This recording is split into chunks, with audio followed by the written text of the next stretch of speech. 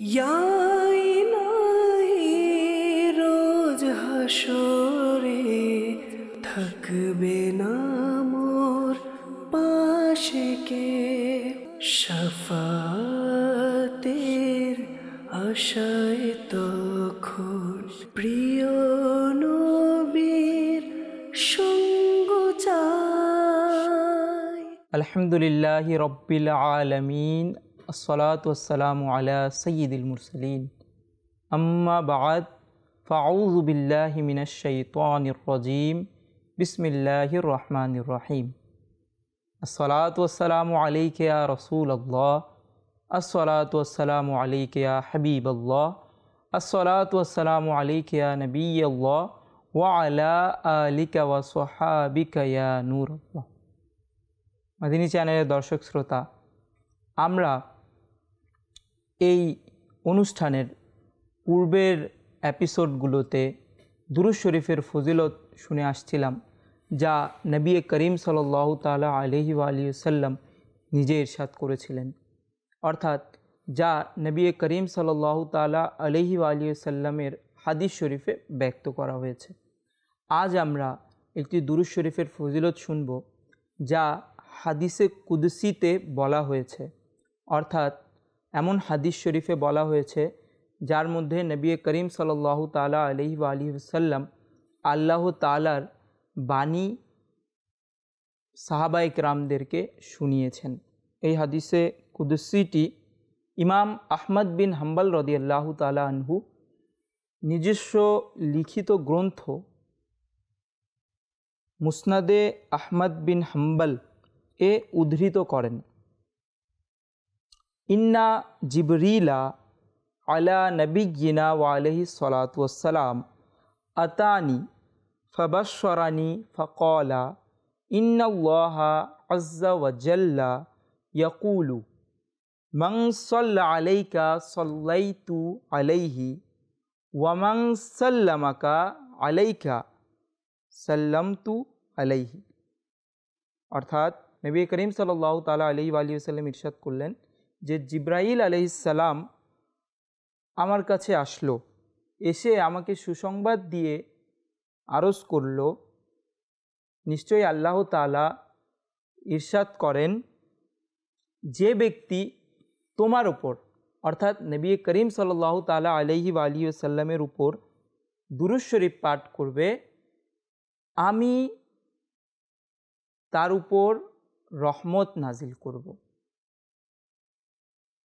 এবং যে ব্যক্তি তোমার উপর অর্থাৎ নবী করিম সাল্লাল্লাহু তাআলা আলাইহি ওয়া আলিহি ওয়াসাল্লামের উপর সালাম প্রেরণ করবে, আল্লাহ তাআলা ইরশাদ করেন, সাল্লামতু আলাইহি, আমি তাকে নিরাপত্তা প্রদান করব। ইসলাম ভাইরা, খুবই ফজিলতপূর্ণ হাদিসে কুদসি, যার মধ্যে বলা হয়েছে যে নবী করিম সাল্লাল্লাহু তাআলা আলাইহি ওয়া আলিহি ওয়াসাল্লামের উপর দুরূদ শরীফ পাঠ করার দ্বারা আমরা আল্লাহ তাআলার রহমত অর্জন করতে পারি, আমরা আল্লাহ তাআলার পক্ষ থেকে নিরাপত্তা অর্জন করতে পারি। সুতরাং আমরা যদি আল্লাহর রহমতের আশাবাদী হই, আমরা যদি নিজেদের নিরাপত্তা চাই আল্লাহ তাআলার পক্ষ থেকে, তাহলে আমাদেরকে অধিক হারে বেশি পরিমাণে দুরূদ শরীফ পাঠ করতে হবে। সাল্লু আলাল হাবিব সাল্লাল্লাহু তাআলা আলা মুহাম্মদ সাল্লাল্লাহু তাআলা আলাইহি ওয়া আলিহি ওয়াসাল্লাম। মাদিনী চ্যানেলের দর্শক শ্রোতা, যেহেতু আমরা ইলমে দ্বীন সম্পর্কে আলোচনা করব, আর অবশ্যই এটা একটি সওয়াবের কাজ, আর প্রতিটি সওয়াবের কাজের পূর্বে, ভালো কাজের পূর্বে কিছু নিয়ত করে নেওয়া দরকার।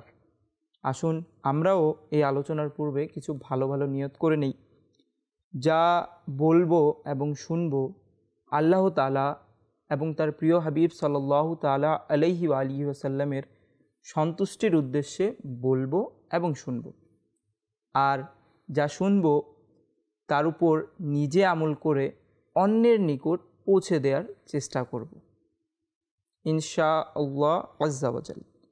মাদিনী চ্যানেলের দর্শক শ্রোতা, আল্লাহ তাআলা নবীগণদের অনেক মর্যাদা দান করেছেন, যা কুরআনের বিভিন্ন আয়াতে বলা হয়েছে। আর এই মর্যাদাগুলো একটি কারণ, যেই কারণে নবীগণদেরকে শাফাআত আল্লাহ তাআলা দান করেছেন, শাফাআতের অধিকার দান করেছেন। মর্যাদাকে আরবিতে ওয়াজাহাত বলা হয়। আর এই ওয়াজাহাতও একটি কারণ, যার কারণে আল্লাহ তাআলা নবীগণদেরকে শাফাআতের অধিকার দান করেছেন। আর এই কারণের মতো আরও দুটি কারণ রয়েছে। এইভাবে শাফাআতের অধিকার অর্জনের মোট 3টি কারণ, যা উলামায়ে কেরামগণ ব্যক্ত করেন। একটি হচ্ছে শাফাআত বিল ওয়াজাহা, অর্থাৎ মর্যাদার কারণে শাফাআত। একটি হচ্ছে শাফাআত বিল মোহাব্বত, আর একটি হচ্ছে শাফাআত বিল ইজন। ইনশাআল্লাহ আজ আমরা এই 3টির বিস্তারিত আলোচনা করব। শাফাআত বিল ওয়াজাহা দ্বারা উদ্দেশ্য কি? শাফাআত বিল ওয়াজাহা দ্বারা উদ্দেশ্য হচ্ছে যার নিকট শাফাআত করা হচ্ছে, সুপারিশ করা হচ্ছে, তার কাছে শাফাআতকারী অর্থাৎ সুপারিশকারী ব্যক্তির পদমর্যাদা থাকার কারণে সুপারিশ করতে পারা। এই শাফাআত বিল ওয়াজাহাতকে ভালোভাবে বুঝার জন্য একটি উদাহরণ দেয়া যেতে পারে। যেমন পৃথিবীতে যদি কোনো প্রভাবশালী ব্যক্তি হয় বা কোনো বড় পদমর্যাদার অধিকারী ব্যক্তি হয়, তার কাছ থেকে যদি আমাদের কিছু লাভ করতে হয় বা কিছু চাইতে হয়, তাহলে আমরা তার অধীনস্থ ব্যক্তিদের থেকে যে পদবি অনুযায়ী তার থেকে সবচেয়ে নিকটবর্তী, তার কাছে আমরা যাই যেন সে আমাদের ব্যাপারে সুপারিশ করে দেয়। আর সেই প্রভাবশালী যে ব্যক্তিত্ব রয়েছে সে যেন তার কথা শুনে নেয় এবং আমাদের কাজটা হয়ে যায়।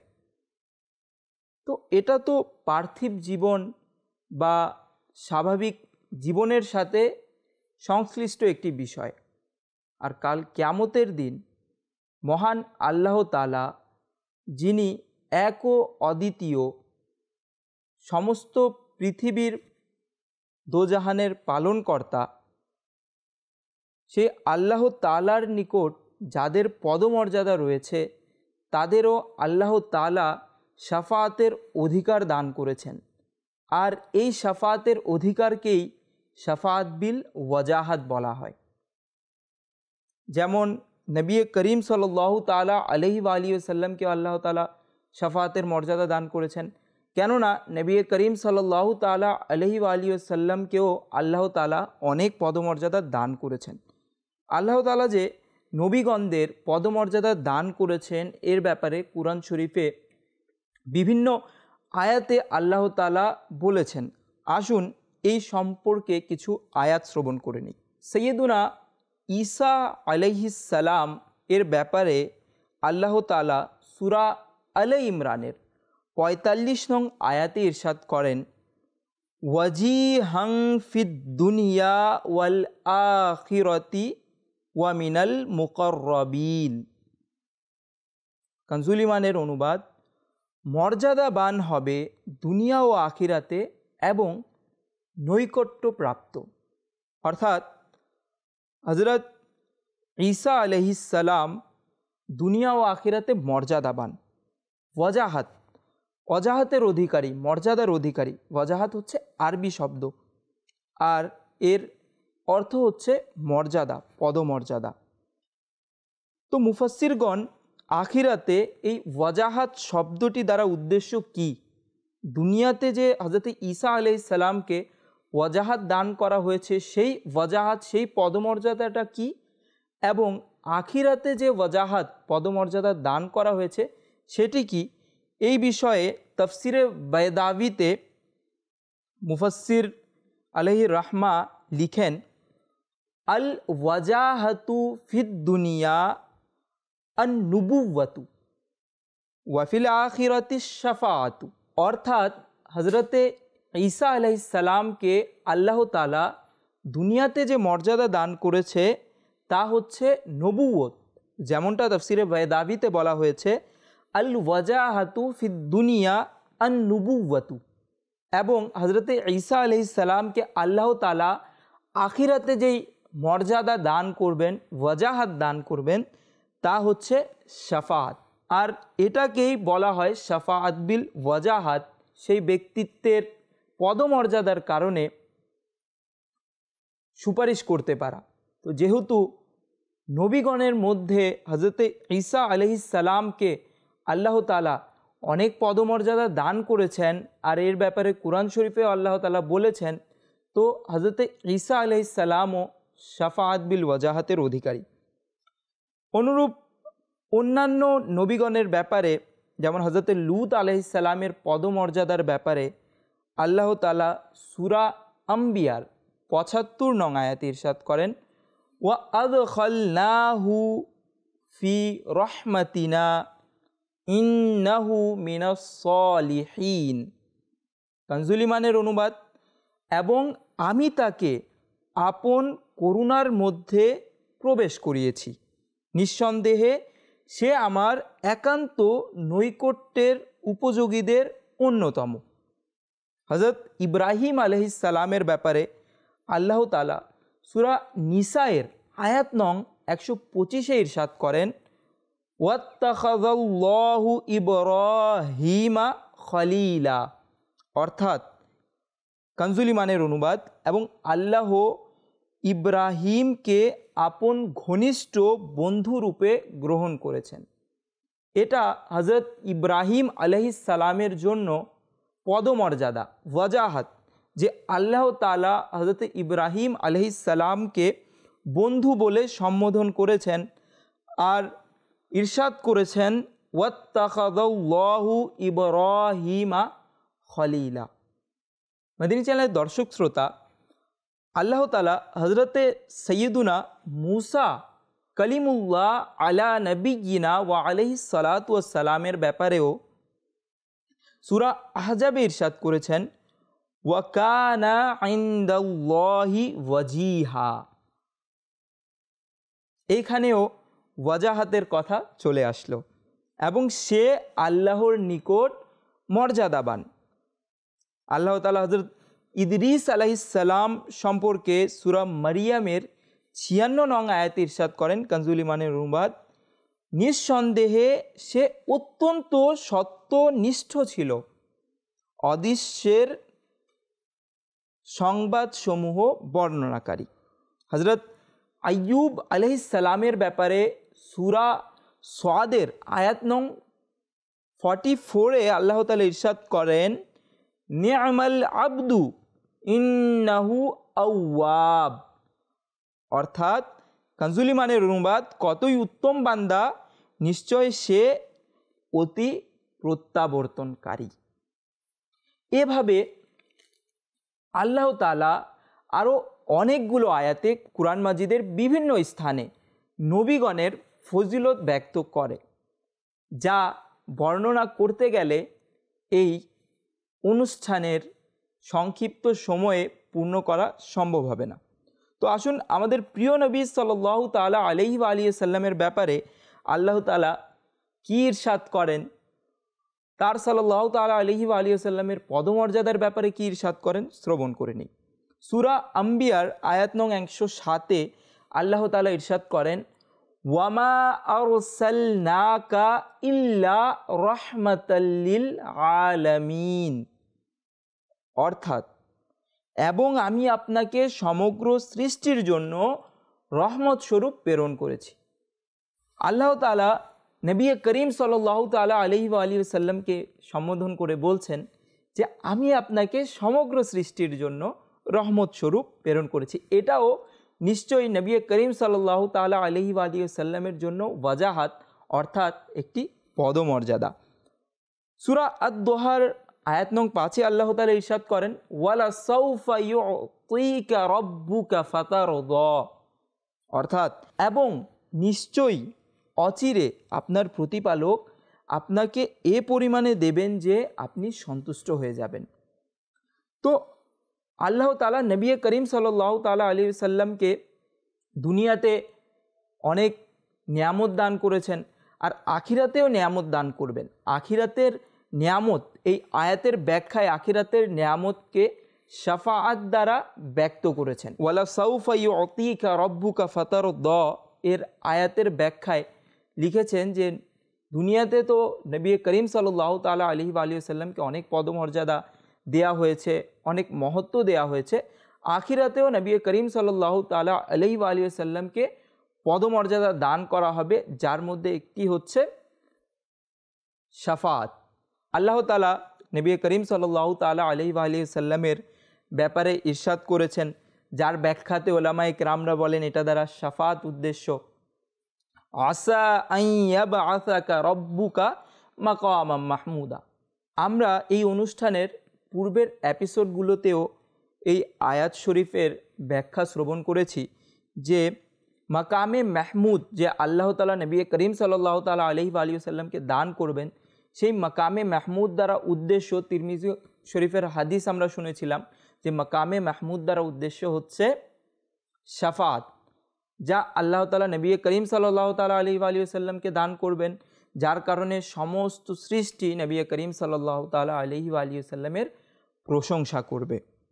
হুজুর সাল্লাল্লাহু তাআলা আলাইহি ওয়া সাল্লাম এর পদমর্যাদা অনেক অনেক বেশি, যার কারণে হুজুর সাল্লাল্লাহু তাআলা আলাইহি ওয়া সাল্লামও শাফাআত বিল ওয়াজাহাতের অধিকারী। কেননা সমগ্র সৃষ্টির মধ্যে সবচেয়ে উত্তম সৃষ্টি আল্লাহ তাআলার নিকট নবী করিম সাল্লাল্লাহু তাআলা আলাইহি ওয়া সাল্লাম। আরেকটি প্রকার আমরা শুনেছিলাম শাফাআত বিল মোহাব্বত, অর্থাৎ ভালোবাসার কারণে শাফাআতের অধিকার অর্জন করা। যার নিকট শাফাআত করবে, অর্থাৎ আল্লাহ তাআলার নিকট যে শাফাআত করবে, তো আল্লাহ তাআলার ভালোবাসার কারণে তার প্রতি সে শাফাআতকারী, শাফাআতের অধিকার পাওয়া, এটা হচ্ছে শাফাআত বিল মোহাব্বত। তো নবী করিম সাল্লাল্লাহু তাআলা আলাইহি ওয়া সাল্লামকে হাবিবুল্লাহ বলা হয়, আল্লাহ তাআলার প্রিয় বলা হয়। তো নবী করিম সাল্লাল্লাহু তাআলা আলাইহি ওয়া সাল্লাম শাফাআত বিল মোহাব্বতেরও অধিকারী। আর তৃতীয় নাম্বার কারণ আমরা শ্রবণ করেছিলাম শাফাআত বিল ইজন, অর্থাৎ আল্লাহ তাআলার অনুমতিক্রমে শাফাআতের অধিকার লাভ করা। যেমন সূরা বাকারার আয়াত নং 255-তে আল্লাহ তাআলা ইরশাদ করেন, সে কে যে তার সম্মুখে সুপারিশ করবে তার অনুমতি ব্যতি রেখে। অর্থাৎ যারা আল্লাহ তাআলার নিকট সুপারিশ করবে তারা আল্লাহ তাআলার অনুমতি ক্রমেই করবে। কেউ আল্লাহ তাআলার সন্তুষ্টি ছাড়া, অনুমতি ছাড়া শাফাআত করতে পারবে না।